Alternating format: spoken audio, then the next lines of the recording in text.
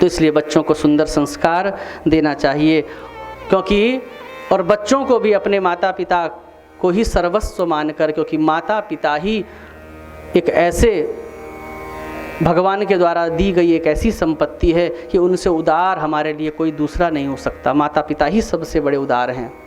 इसलिए यहाँ पर जितने भी युवान बच्चे हैं वो भी इस बात को अवश्य श्रवण करें।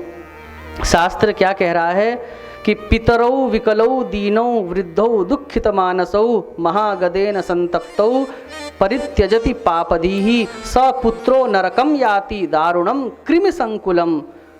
बोले बालक माता पिता बालक के पालन पोषण और विवाह आदि कार्यों में माता पिता इतना महान क्लेश सहते हैं तथा मरने पर अपना सर्वस्व भी पुत्रों को ही देकर जाते हैं। ऐसे परम हितैषी माता पिता को जो त्याग देता है अथवा उनकी सेवा नहीं करता वो घोर नरक में जाता है। सपुत्रो नरकम याति दारुणम कृमि संकुलम, गरुड़ पुराण कह रहा है। क्योंकि मैं कहा करता हूँ ना, किसी के माता पिता की कोई जो बच्चे सेवा नहीं भी करते तो भी माता पिता परेशान होकर, कभी आपने ऐसा देखा कि माता पिता ने अपने बच्चों ने जब सेवा नहीं करी तो गुस्सा आया माता पिता को और माता पिता ने अपने पड़ोसी के बच्चों के नाम सारा का सारा वसीयत कर दिया? ऐसा सुना? नहीं करते। सेवा करे ना करे बच्चा, लेकिन उनका जो कुछ है मरने के बाद वो सब कुछ आपका ही होने वाला है। लिखा है जो किसी अंग से हीन दीन वृद्ध दुखी तथा महान रोग से पीड़ित माता पिता को त्याग देता है वह पापात्मा पुत्र कीड़ों से भरे हुए दारुण नरक में जाता है। और मनुस्मृति में क्या कहा गया है?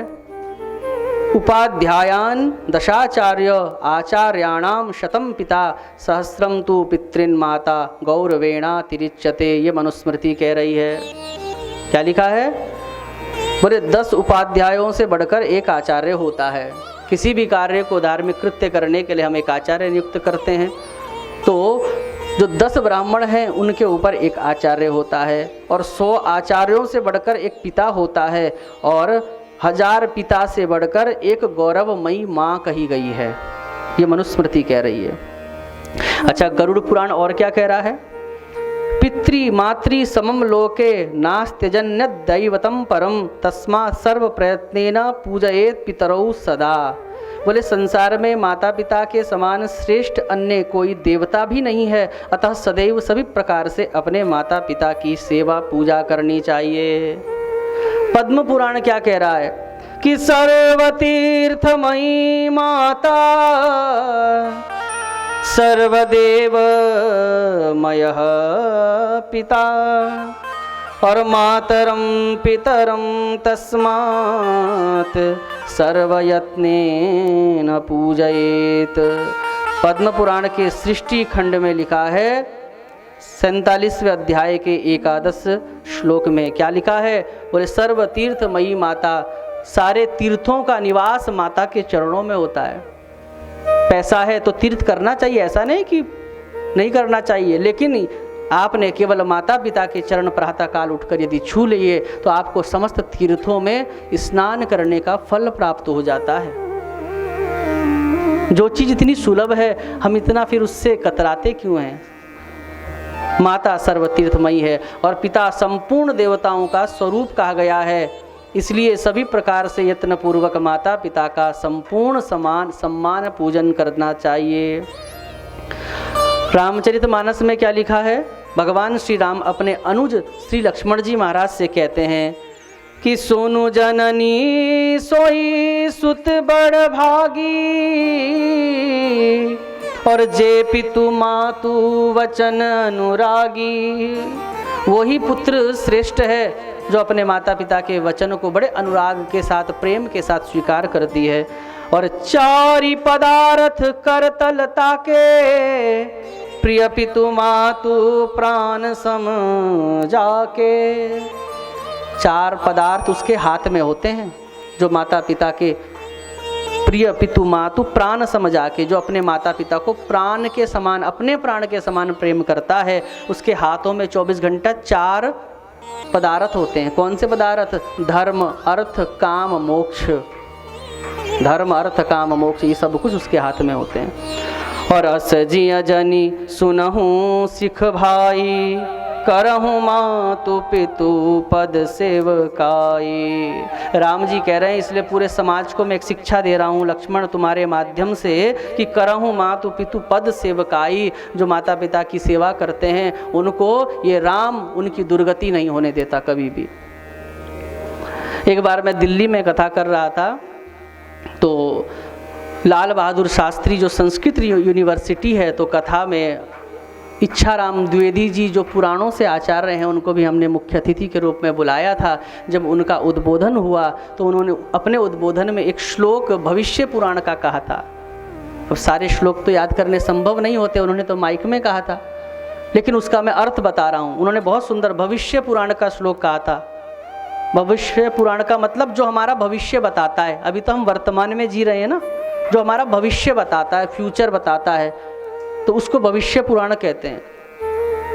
तो भविष्य पुराण का श्लोक जो बताया उसका अर्थ ये था कि भगवान श्री कृष्ण संपूर्ण समाज को कह रहे हैं कि जिसने अपने माता पिता का तिरस्कार किया, भगवान श्री कृष्ण हाथ में जल लेकर कहते हैं उसके आगे के 1000 जन्मों को मैं बिगाड़ देता हूं।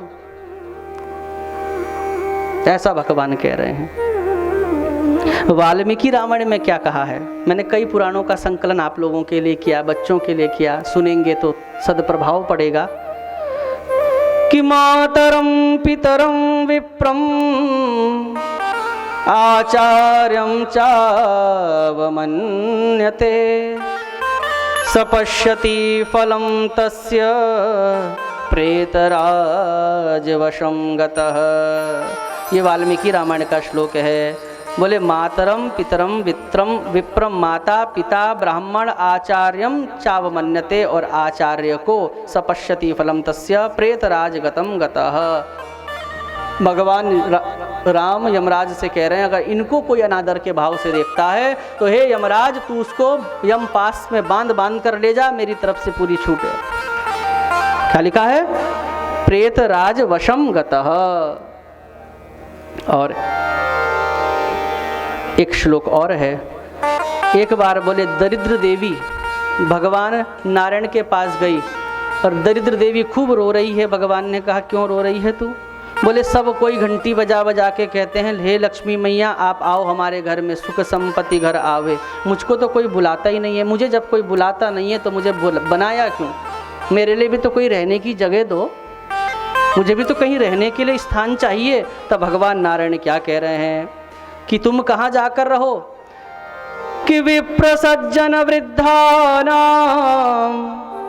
यत्र पूजा न वेद्यते तत्र स्थाने सदा तिष्ठ पापदारिद्र्यदायिनी। विप्र सज्जन वृद्धानाम, जहाँ पर ब्राह्मणों का, सज्जनों का, बूढ़ों का और माता पिता का सम्मान नहीं होता। यत्र पूजा न विद्यते, पूजा मतलब सम्मान नहीं होता, तिरस्कार होता है। हे दरिद्र देवी तत्र स्थाने सदा तिष्ठा, तू उसी स्थान पर जाकर रहे। पाप दारिद्र्य दायिनी, हे दारिद्री हे पाप रूपिणी तू वहीं जाकर रहे, मैं ऐसा आदेश देता हूँ। प्रेम से कहे श्री राधे। तो जहाँ माता पिता की सेवा होती है वहीं पर सब कुछ विद्यमान होता है। माता पिता गुरुश्चैव पूजनीयः सदा निर्णाम क्रियास्तस्य फला सर्वा यस्यैते नादृतास्त्रयः। महर्षि शंख हुए हैं। महर्षि शंख कह रहे हैं कि माता पिता और गुरु ये मनुष्यों के लिए सदा पूजनीय होते हैं। जो इन तीनों की सेवा नहीं करता, सम्मान नहीं करता, उनकी सारी क्रियाएं, व्रत, यज्ञ, जप, तप, पूजा पाठ, श्राद्ध, तर्पण आदि सब कुछ निष्फल हो जाते हैं। क्या लिखा है? क्रियास्तस्या फलः सर्वा यस्यैते नादृतास्त्रयः। उसकी सारी क्रियाएं बेकार चली जाती हैं। इसलिए हम सब अपने संतान से चाहते हैं कि संतान हमारी सेवा करे, लेकिन ये ध्यान रखना संतान जो आपके क्रियाकलापों को देखती है वो ऑटोमेटिकली ही उसके अंदर चरित्र के रूप में फीड हो रहा है। इसलिए आप स्वयं अपने माता पिता का, सास ससुर का सम्मान करना प्रारंभ कर दो। बच्चा देख रहा है, उसको अलग से बताने की ज़रूरत नहीं है कि मेरे पैर छू।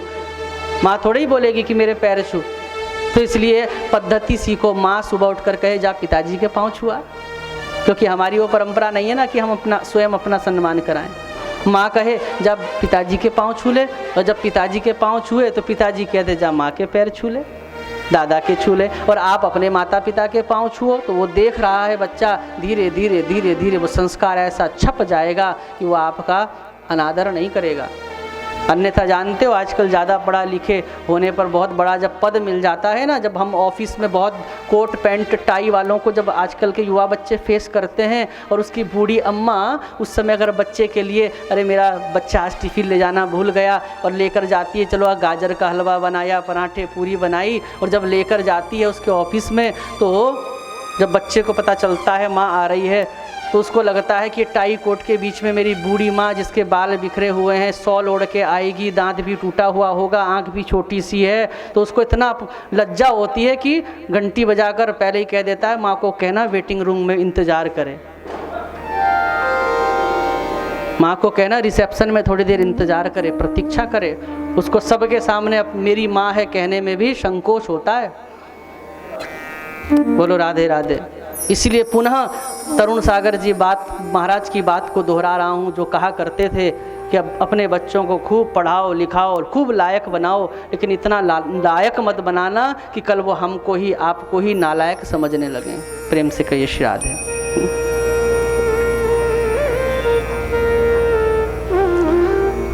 और तो भगवान इस प्रकार की शिक्षाएं अपने बच्चों को देते हैं। उसके बाद भगवान ने काशीराज और पौंड्रक का उद्धार किया, जो भगवान का ही स्वरूप धारण करके आडंबर फैला रहा था नकली द्वारिकाधीश बनकर, और सभी उसके झांसे में भी आ गए। तो भगवान ने उस पौंड्रक का भी उद्धार किया है।